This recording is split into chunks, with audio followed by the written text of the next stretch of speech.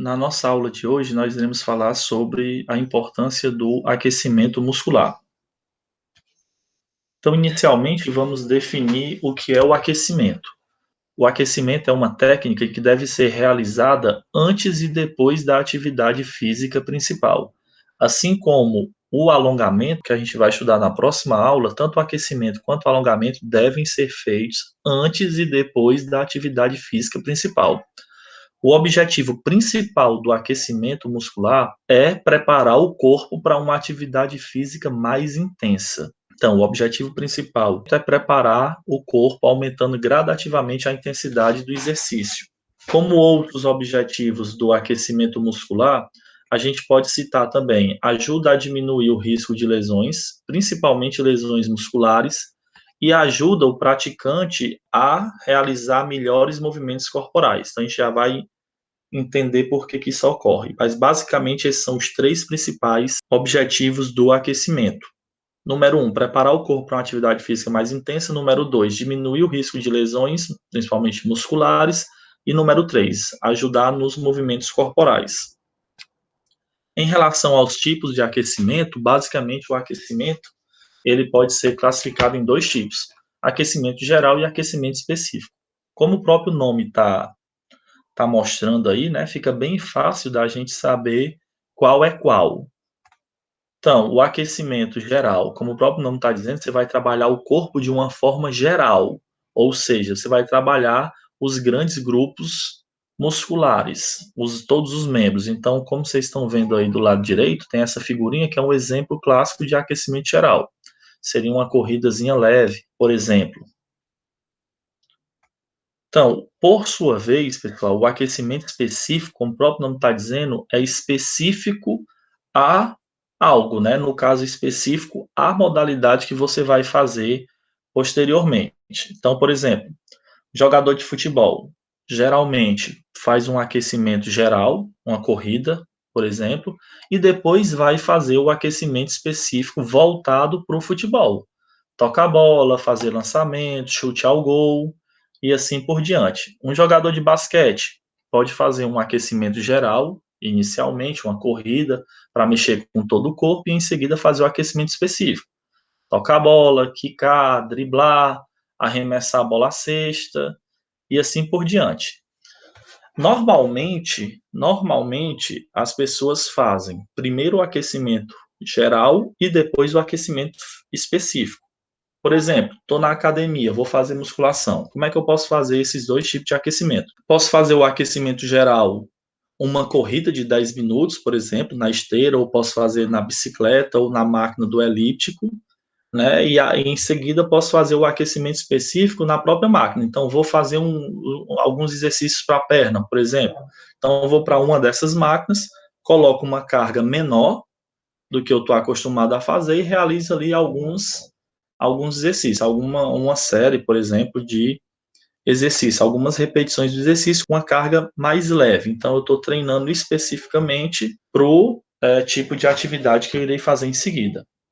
Agora, pessoal, isso também depende da atividade que você vai fazer e principalmente da intensidade do exercício. Porque, por exemplo, imagina que você vai fazer uma caminhada de 20, 30 minutos. Por exemplo, uma caminhada por si só já é um exercício de muito baixa intensidade.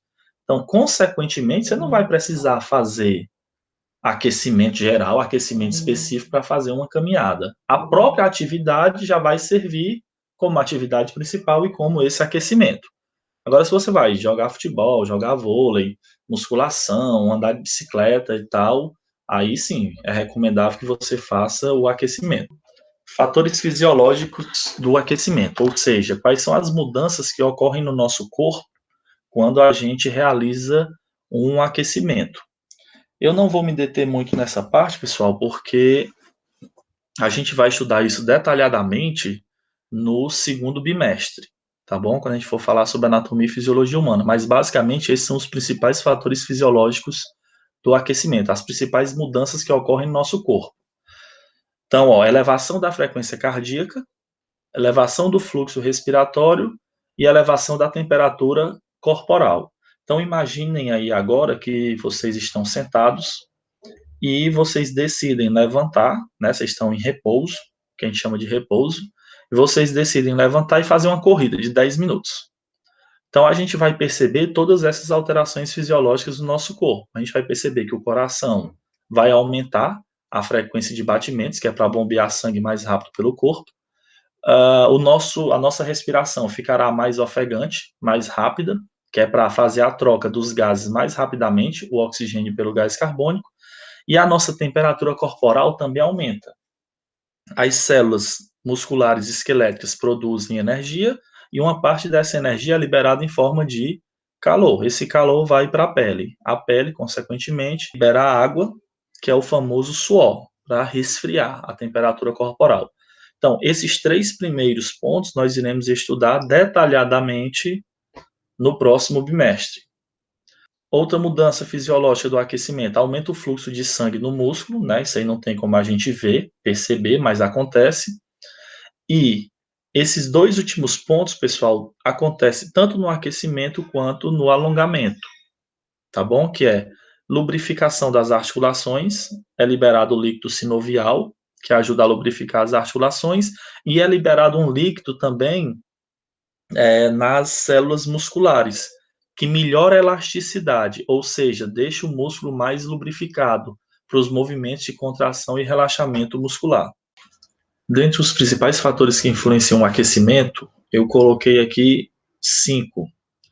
Número 1, idade. Com o passar da idade, pessoal, a gente vai perdendo massa muscular, densidade óssea, etc. Então, quanto mais velha a pessoa, mais longo deve ser o aquecimento, tá bom? Para a gente aquecer de uma forma ideal. Estado de treinamento também influencia o aquecimento, então pessoas mais bem treinadas precisam fazer um aquecimento mais intenso, pessoas menos treinadas ou sedentárias, qualquer corridinha, qualquer tipo de atividade já vai ser mais fácil para aquecer. 3, período do dia. Pela manhã e à noite, o aquecimento ele deve ser mais gradual, mais longo, né? Durante a tarde, principalmente pela temperatura ambiente, ele pode ser um pouco mais curto. 4, modalidade esportiva. De acordo com a modalidade esportiva praticada, o aquecimento precisa ser mais longo ou mais curto. Por exemplo, atividades que envolvem velocidade, potência, né, muita força, essas precisam ter um aquecimento bem mais longo, bem mais intenso. Atividade física de intensidade mais moderada, por exemplo, jogar futebol, jogar vôlei, andar de bicicleta, podem ter um aquecimento menor. 5, temperatura ambiente. Nós iremos estudar detalhadamente isso no terceiro bimestre, mas para agora o que a gente precisa saber? Em temperaturas em ambientes mais quentes, como é o caso aqui de Fortaleza, o aquecimento pode ser um pouco mais reduzido, até para a gente não perder muita água, né, não suar muito e entrar em desidratação. Em locais mais frios, com a temperatura ambiente menor, a gente deve fazer um aquecimento bem mais longo, para aumentar bem a temperatura corporal. Esse infográfico aqui, pessoal, ele mostra uma coisa muito interessante, muito importante da gente saber. Eu falei anteriormente que aquecimento e alongamento são 2 atividades que devem ser feitas tanto antes como após a prática da atividade física principal. Entretanto, a gente deve realizar esse tipo de atividade dentro de uma ordem, ou seja, a gente não pode fazer qualquer um primeiro e depois o outro. O ideal, pessoal, fisiologicamente falando, é a gente deve fazer primeiro o aquecimento muscular, em seguida realizar o alongamento. E agora a gente vai entender por quê. Então, o título do infográfico é Potência Máxima. Entenda por que aquecer antes de alongar deixa o corpo muito melhor preparado para o exercício. Então, número 1. Quando o corpo se aquece, ocorrem diversas reações químicas que aumentam a capacidade elástica e viscosidade dos tecidos. Então, foi aquilo que a gente viu nos efeitos fisiológicos do aquecimento, né? Libera um líquido para lubrificar tanto as articulações quanto os tecidos musculares, né? As células musculares. 2, o aquecimento prepara o coração para uma intensidade maior do que a exigida em repouso, né? Foi o que a gente viu. O exercício de aquecimento, ele eleva a frequência cardíaca, ou seja, acelera os batimentos do coração. 3. Tendões, ligamentos e fáscias, né, que são unidades protetoras dos músculos, elas se prolongam, permitindo maior eficiência na contração e no relaxamento muscular e, consequentemente, maior amplitude do movimento. Por isso que a gente viu que um dos objetivos do aquecimento muscular é melhorar, facilitar os movimentos corporais. Então, em relação a isso. E por último, aqui nesse quadradinho que tem um ponto de interrogação, ele diz: ó, alongar com o corpo frio aumenta o risco de lesões, principalmente lesões musculares. Então, primeiro faça um aquecimento, ele colocou aí alguns exemplos, né? Polichinelo, uma caminhada, movimento que tenha movimentação de braços e pernas. Isso vai ajudar a aumentar a temperatura do corpo e, consequentemente, aumentar gradativamente a intensidade do exercício. Então, para finalizar, pessoal, só relembrando, nós devemos sempre fazer o aquecimento primeiro e, posteriormente, realizar o alongamento.